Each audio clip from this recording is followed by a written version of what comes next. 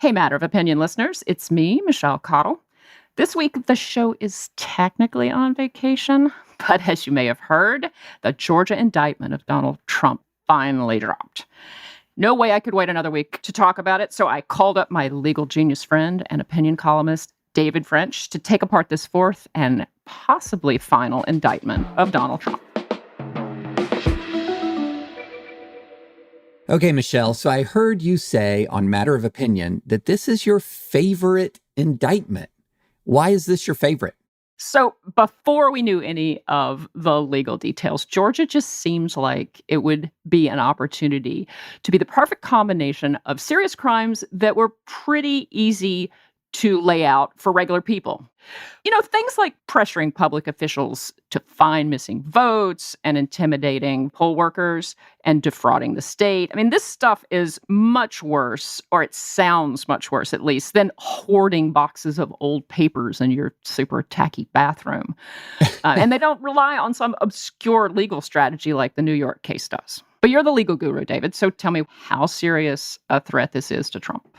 So what really interested me about this indictment is that it was both more ambitious than the federal case brought against Donald Trump by Jack Smith, and also in some ways more simple and direct.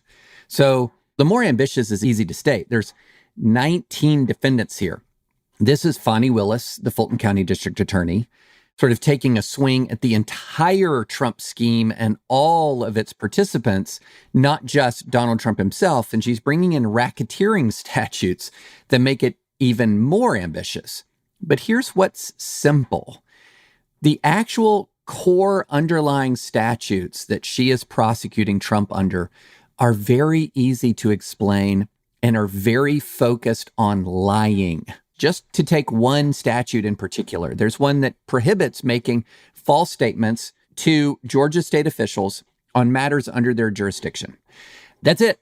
It's that simple. No lying to public officials? If it's willfully lying about a material fact to a public official in a matter under their jurisdiction, you're guilty of a crime. But here's where this gets more ambitious, because you can prove that very simple underlying crime of lying to a public official on a matter subject to their jurisdiction, and then tie them together with other lies by other people and make a RICO, racketeering claim under Georgia law. The foundation of the racketeering charge is a bunch of very simple lying allegations. You told government officials in Georgia lies, important lies in matters under their jurisdiction. If you establish that, then you've established the predicate for the larger racketeering scheme. How complicated do you see this being to prove or to make legal progress on? Well, that underlying lying charge is not complicated at all. And the fact of the matter is, even if Donald Trump denies that he lied, the jury has the authority under Georgia law to just disbelieve him, to say, look, the evidence that you lied is overwhelming. And even if you're going to say under oath to us that you didn't lie, we're entitled as the jury to disbelieve you, to say that you were in fact lying. So the stronger the evidence that these fraud claims were absurd, the less of a chance Donald Trump has to convince a jury that, oh, I really believed all of this. And there are some facts in the complaint that kind of complicate Trump's narrative. A couple of them include that there was apparently a draft of a speech prepared before the election, claiming there was fraud. Awkward. So awkward. So there's powerful evidence here that there was a plan put in place to cry fraud if Donald Trump lost in Georgia or lost anywhere, really. And so that makes it more difficult for him to say, oh, I had a good faith belief after much study and due diligence that this Georgia election was rife with irregularities. So I have a question moving down the food chain, which is that, of course, in these cases, you always are most interested in the mob boss, but we've got some other pretty bad actors here. How are we thinking about people like John Eastman and Rudy Giuliani, who I would like to see a little accountability for what he did to those poll workers in Fulton County, those poor women that he lied about, had their lives turned upside down. Talk to me about like some of the co-defendants. Yeah, the co-defendants, whether it's Rudy Giuliani or John Eastman or Jenna Ellis or some random Georgia GOP officials, There's a lot. they're in, I think the precise legal term is world of hurt. Oh. They're in a world of hurt because the evidence that they lied is overwhelming. Now, what makes it worse for them is that unlike Donald Trump, they have less of a capacity to sort of make themselves national martyrs and then rake in all of the fundraising dollars and rake in all of the public attention and sympathy. They're going to be much more on their own. And so there will be real incentives to reach deals or accommodations with the prosecution, because it's one thing to say, I love Donald Trump. It's another thing to say, I love him enough to go to jail for 5 years It's a whole lot rather of than love. provide testimony against him. And so this is a situation where Fani Willis, in some ways, is really being quite shrewd by putting this all together. She's putting 19 people in the same boat when they don't all have the same interests. And that is a recipe for turning witnesses, for flipping witnesses. But on the other hand, Michelle, it's not all roses for this indictment because she wants to try all 19 together. That's really hard to do. That is a challenge.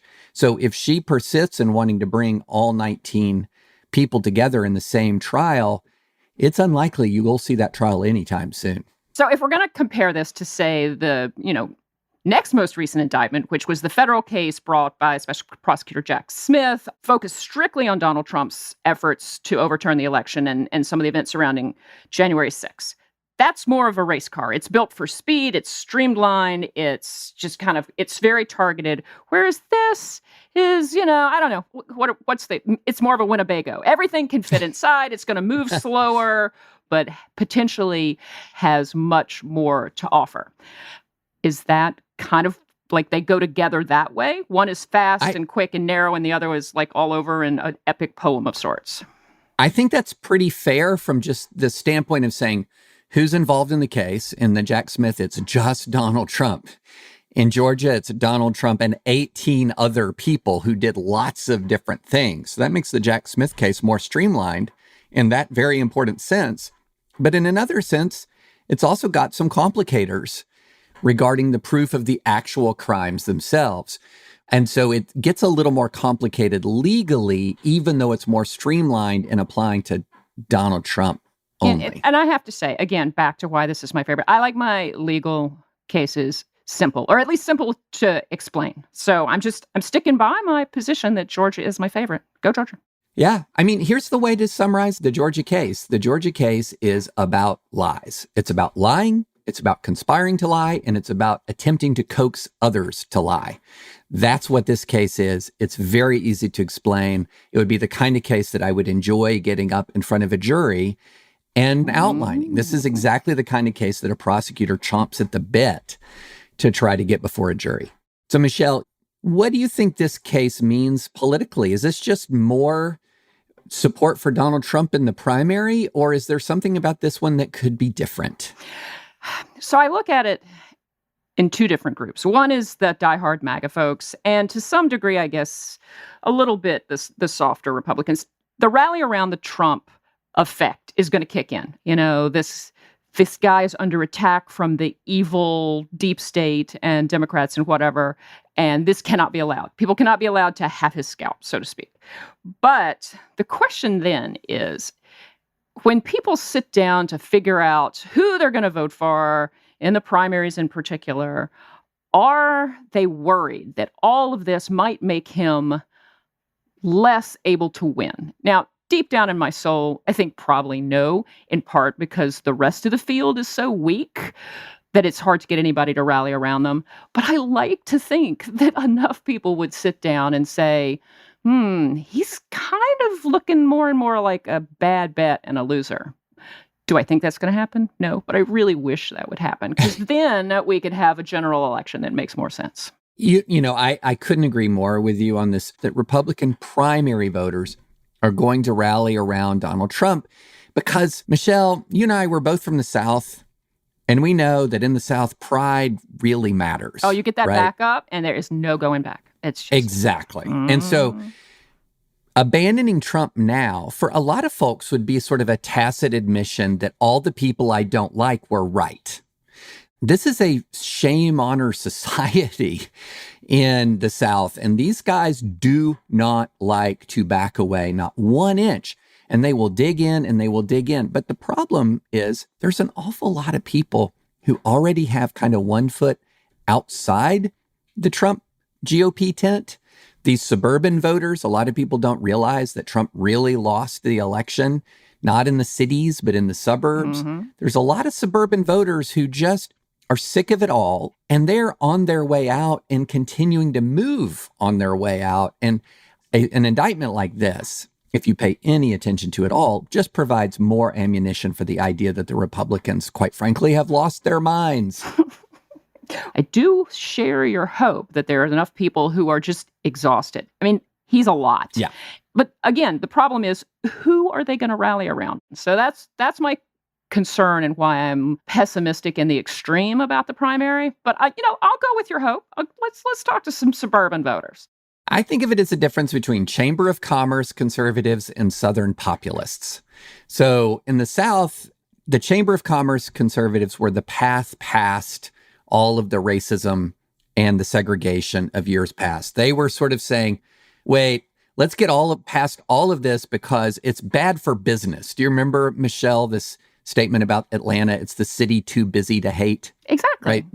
So the Chamber of Commerce conservatives have said that all of this nonsense is it's just bad for business, right? And the Southern populace says, nope, they need to be punished. The Southern populist lives with his middle finger in the air. And so these indictments for the Southern populist are just another example of what they are wanting to do to us. Whereas for the Chamber of Commerce conservative, they look at this and they say, no. The disruptor here isn't them, it's Donald Trump. Yeah. The disruptor is Donald Trump. And let's just get past this and get back to, the Brian Kemp way of governing Georgia, Michelle, that you've written so eloquently about. He wants Georgia to be open for business, not the home of the American capital of election fraud. Yeah. So politically speaking, I'm vastly more pessimistic than I am legally speaking. I like to think that the courts will do their thing, and at some point during all of this, there's going to be a little bit of accountability doled out. But that may just be because I focus on politics and tend to be more pessimistic about that. Do you see it the other way? Are you counting more on the politics than the legal system to... Michelle, I'm counting so much more on the legal system than the political system.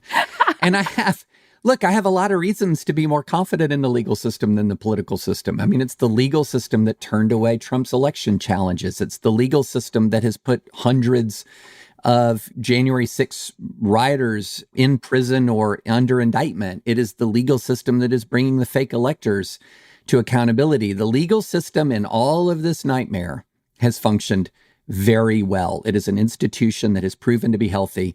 The political system, yikes, with a capital yikes. It's not covered itself in glory. No. Okay, so with that note, David, it's only 14 months till the presidential election. So I am guessing you and I are going to be talking about this guy and his legal drama again very soon and probably very often. Sadly, I think you're right. But you know what, Michelle? There's a silver lining in that dark cloud, and that's that we'll get to talk more. That's right. So this has been a real pleasure in a dark circumstance, and perhaps we'll do it again soon.